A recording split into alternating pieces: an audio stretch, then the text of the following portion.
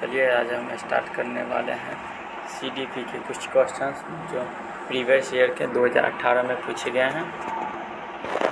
Important question है। चलिए video को स्टार्ट करते हैं।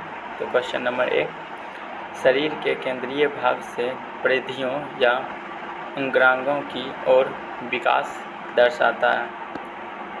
विकिरणीय विकास के सिद्धांत को, विकेंद्रीकृत विकास के सिद्धांत को, मध्यबाह्य विकास के सिद्धांत को, सोपानीय विकास के सिद्धांत को। इसका सही आंसर हो जाएगा हमारा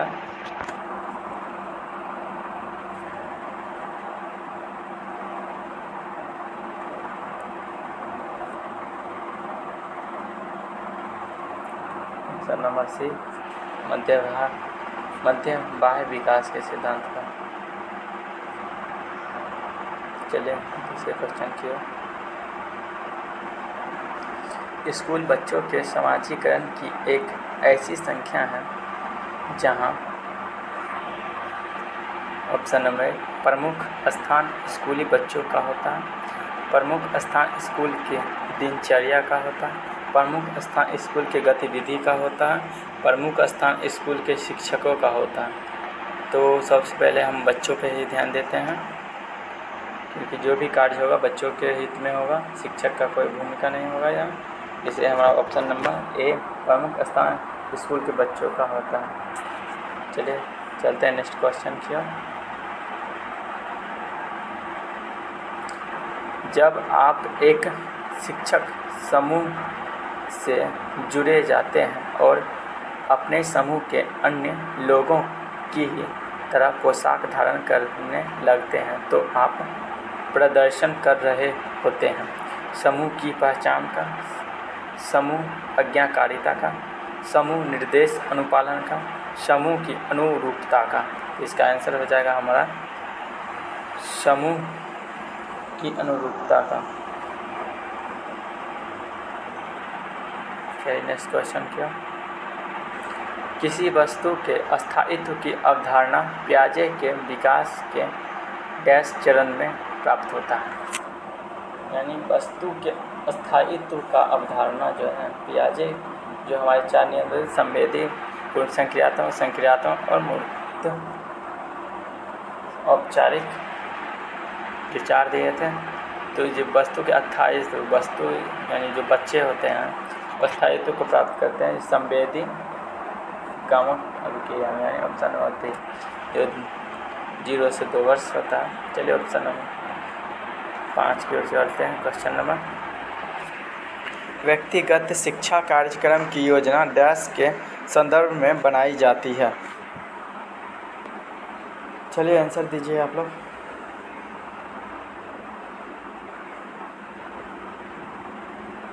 इसका आंसर हो जाएगा बाल केंद्रित शिक्षा कार्यक्रम, ऑप्शन नंबर बी। चलिए 6 क्वेश्चन का। डैश महीनों की आयु के बीच अधिकांश बच्चे शब्दों को मिलाकर छोटे छोटे वाक्यों में बोलना शुरू कर देते हैं। यानी कब बच्चा जो है छोटे छोटे वाक्यों में बोलना शुरू कर देता है। तो 1.5 से 2 साल में बच्चा बोलना शुरू कर देता है, यानी ऑप्शन नंबर 2, 18 मंथ से 24 मंथ के बीच। क्वेश्चन नंबर 7 का। बुद्धि लब्धि या IQ की अवधारणा दी गई थी। बुद्धि लब्धि एक सूत्र दिया था जो स्टर्न ने दिया था, और बुद्धि लब्धि IQ के स्थापना स्टर्न ने किया था। लेकिन बुद्धि लब्धि में जो बुद्धि लब्धि का सूत्र जो होता है, बुद्धि लब्धि का होता है मानसिक आयु सूत्र, मानसिक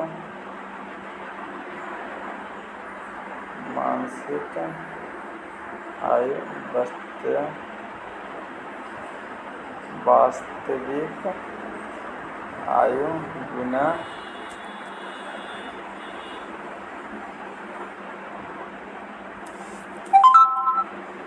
इसका सूत्र होता है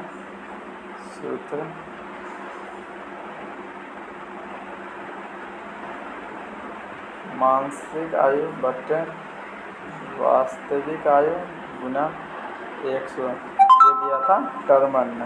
कौन दिया था? टर्मन ने दिया था।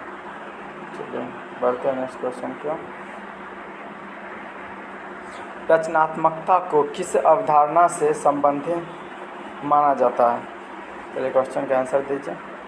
द्रव्यबौद्धिकता, रवादार बौद्धिकता, अभिसिद्ध सोच, विधित सोच। इसका आंसर हो जाएगा विधिक सोच। चलिए बढ़ते हैं इस क्वेश्चन पे। किसी भाषा के स्वीकार्य ध्वनि संयोजन इसके डैश नियमों से निर्दिष्ट है?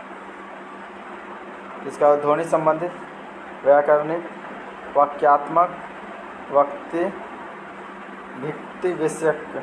इसका आंसर हो जाएगा हमारा ऑप्शन नंबर ए, ध्वनि संबंधित। चलिए बढ़ते हैं नेक्स्ट क्वेश्चन की।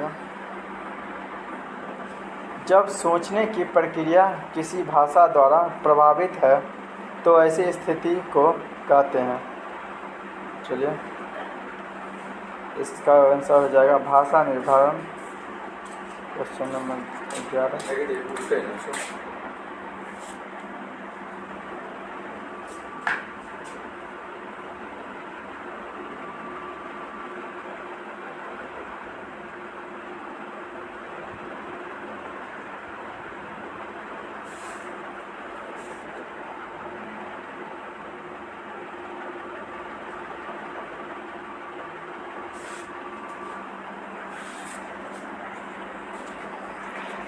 रवि लक्षणों के साथ अपने अनुभवों के आधार पर खराबी के कारण के बारे में परिकल्पना का परीक्षण करके उपकरणों की मरम्मत करता है। वह उपयोग करता है।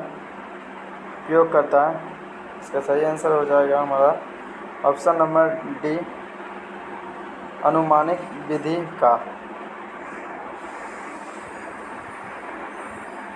चलो क्वेश्चन नंबर 12। दिव्या अक्सर निर्देशित कार्यों को छोटे छोटे हिस्सों में विभाजित कर आसान बना लेती है। वह उपयोग करती है। इसका आंसर हो जाएगा उपलक्ष्य विश्लेषण विधि का, यानी ऑप्शन नंबर सी। चलिए 13। पुरुष और महिला की भूमिकाओं का निर्धारण समाज करता है। यह कथन बताता है कि पुरुष और महिला का निर्धारण तो यहाँ समाज करता है। लैंगिक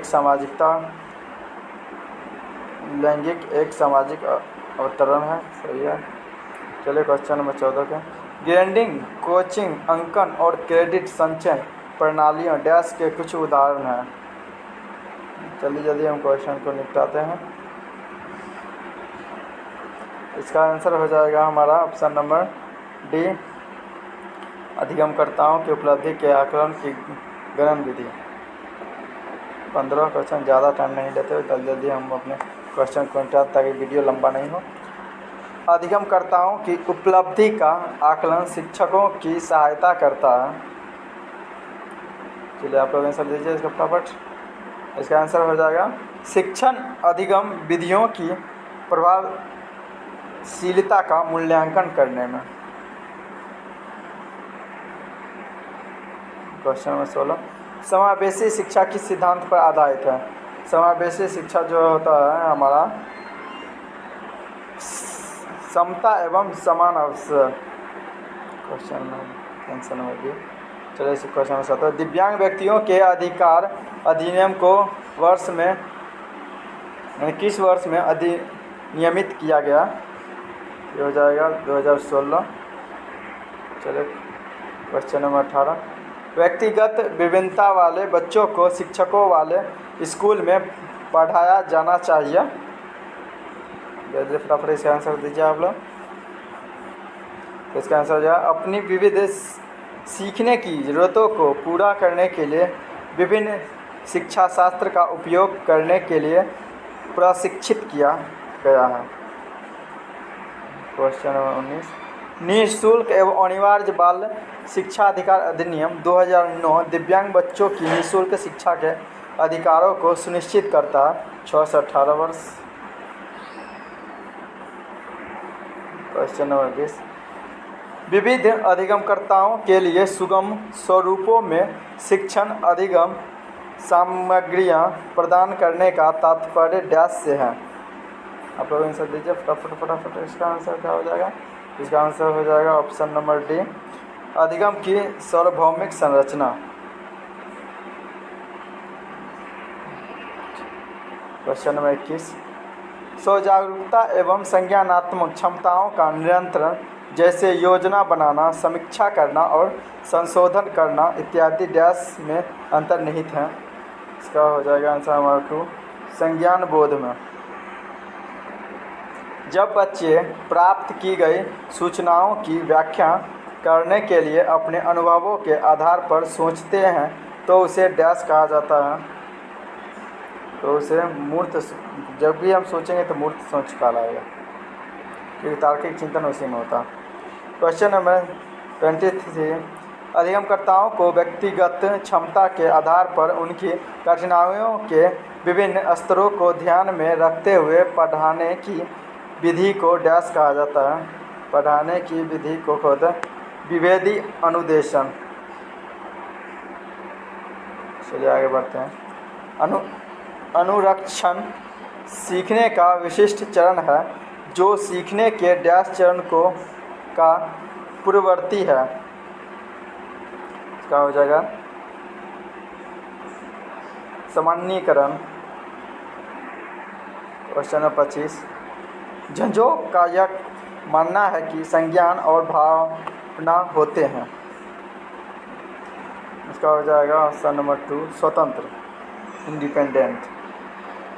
क्वेश्चन नंबर 26, पहले से सीखे हुए कार्यों में सुधार लाने के लिए शिक्षक बच्चों को प्रदर्शन देकर सिखा रहा है। वह शिक्षा की डैश विधि का प्रयोग कर रहा है।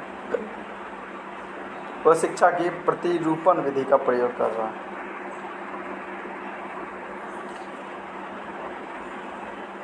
मैत्र और जैनिस के अनुसार निर्णय लेने वाले बच्चे समस्या का विश्लेषण करते हैं, विकल्पों की सूची बनाते हैं और इनके फायदे और नुकसान के प्रत्येक पहलू पर विचार करते हैं।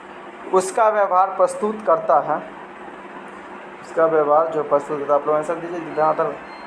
इसका व्यवहार प्रस्तुत है सतर्क। इसका आंसर हो जाएगा हमारा ऑप्शन नंबर 2, सतर्क। चलिए 28 नंबर क्वेश्चन की बढ़ते हैं। इसके बाद 2 क्वेश्चन बचे हैं, जल्दी ही वीडियो हमारा ख़त्म होगा। एक समस्या सुधारक बच्चा डैश विचार के आधार पर कथनों की सच्चाई या संभावनाओं का मूल्यांकन करता है। इसका लॉजिकल होगा या तार्किक रूप से सोचता है बच्चा। क्वेश्चन नंबर 29, जिस दिए गए कार्य को करते समय बच्चे स्वयं आनंद लेते हुए अनुभव प्राप्त करते हैं उसे डैश कहा जाता है। अनुभव प्राप्त करते हैं उसे उपभोक्ता प्रकार का कार्य कहा जाता है। यही है ये।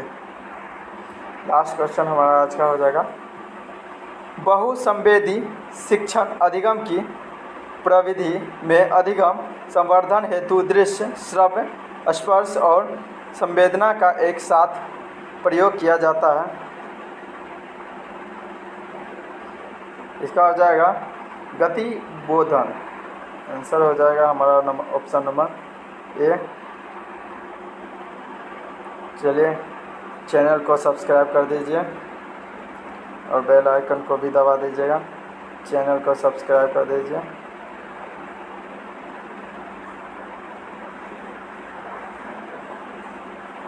सब्सक्राइब कर दीजिए और लाइक भी कर दीजिए। Thank you.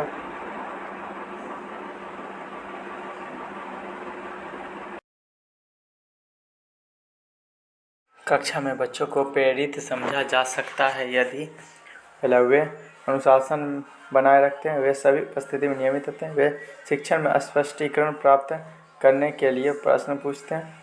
Option number D, वे अच्छी तरह से वर्दी पहने स्कूल में आते हैं। इसका आंसर हो जाएगा वे शिक्षण के स्पष्टीकरण प्राप्त करने के लिए प्रश्न पूछते हैं। चलिए बढ़ती है नेक्स्ट क्वेश्चन की। निम्नलिखित में से कौन सा बच्चों में अधिगम में सुधार करने के लिए सबसे अधिक उपयुक्त है? ऑप्शन नंबर ए, शिक्षक को विभिन्न उदाहरणों और चित्रों का उपयोग करके विषय की व्याख्या करनी चाहिए। ऑप्शन बी, कक्षा में सभी प्रकार की शिक्षण सामग्री होनी चाहिए। ऑप्शन नंबर सी, शिक्षक को वास्तविक जीवन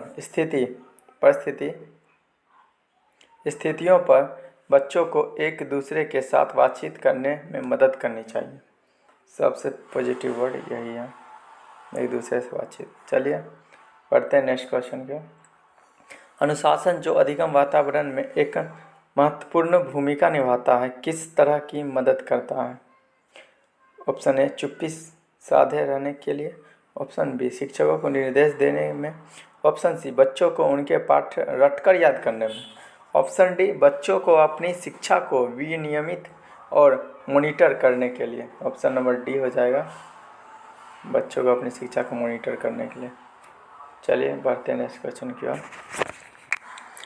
आनुवंशिकता और पर्यावरण की भूमिका के बारे में निम्नलिखित में से कौन सा कथन सत्य है?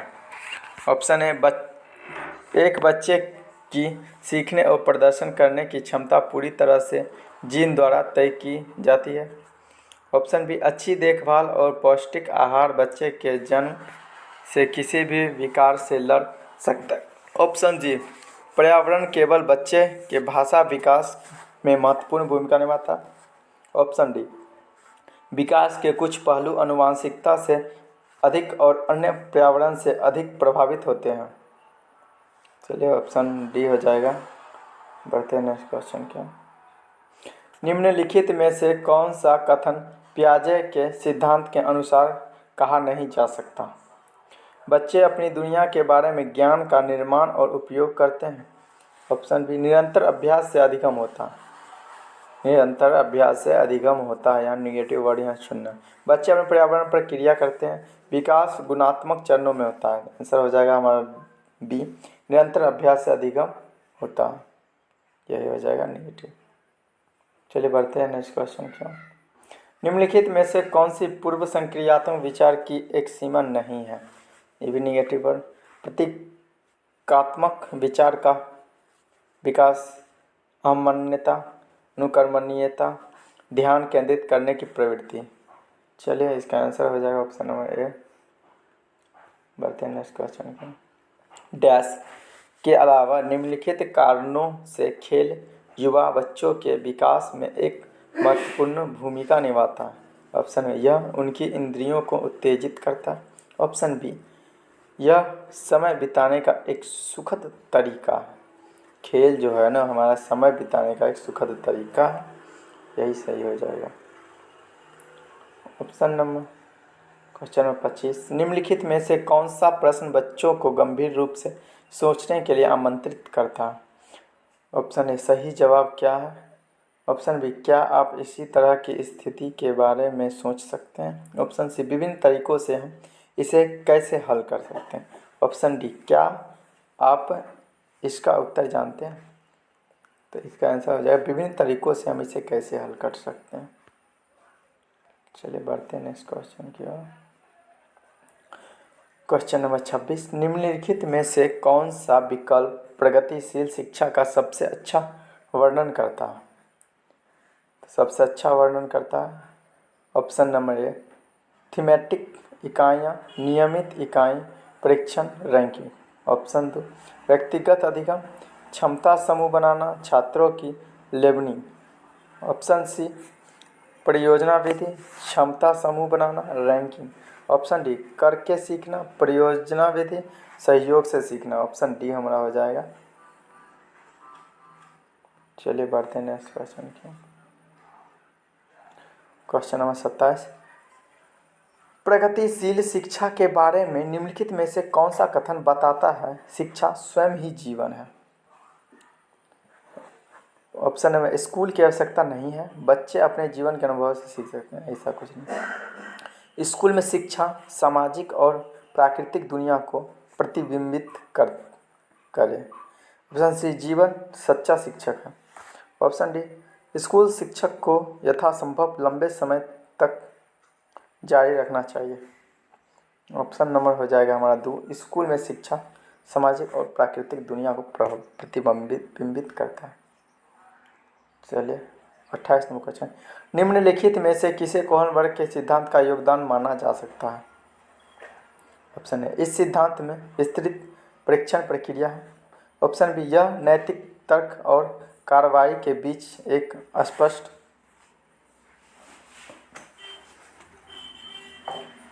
संबंध स्थापित करता है। ऑप्शन सी, उनका विश्वास है कि बच्चे नैतिक दार्शनिक हैं। और ऑप्शन डी, उनके सिद्धांत ने संज्ञानात्मक परिपक्वता और नैतिक परिपक्वता के बीच एक सहयोग का समर्थन किया है। ऑप्शन डी हो जाएगा आंसर। चलिए 29 नंबर, निकटवर्ती विकास का क्षेत्र संदर्भित करता है। ऑप्शन ए, उस विकासात्मक चरण को जब बच्चा सीखने की पूरी जिम्मेदारी लेता है। ऑप्शन बी, एक संदर्भ को जिसमें बच्चे सहयोग के सही स्तर के साथ कोई कार्य लगभग स्वयं करते हैं। ऑप्शन सी, उस सीखने के बिंदु को जब सहयोग वापस लिया जा सकता है।